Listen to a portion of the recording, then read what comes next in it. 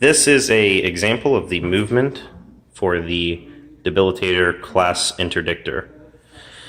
So using this base, it's going to have two separate movement dials, and the first movement dial is going to be its standard movement dial, and it'll measure turns from the back corners of the base.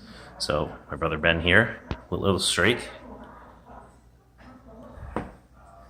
So as you can see, that turn is a very wide, very, very far-reaching turn. It goes a very far distance. And we can put a range ruler up against where the base was so that you can see that. So that's where it was, and you can see it clears a lot of distance when it pulls off that move.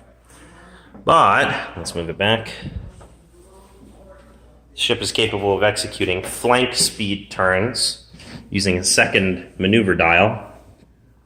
And flank speed turns are measured from the front of the base, and it turns basically kind of in the opposite type direction, giving it the ability to make much, much, much sharper, tighter turns than normal epics are capable of doing.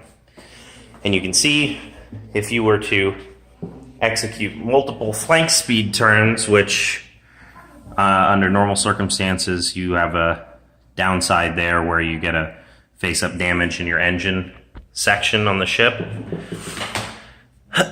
if you tried to execute two of them in a row. But under certain situations, like you being stuck up against the edge of the map or something, it might behoove you to make some really, really tough choices and execute some really, really tight turns. It's basically capable of spinning itself around in a circle when it does that. So it's just an example of what we're thinking about doing for the Omen, and there will be more coming up. All right.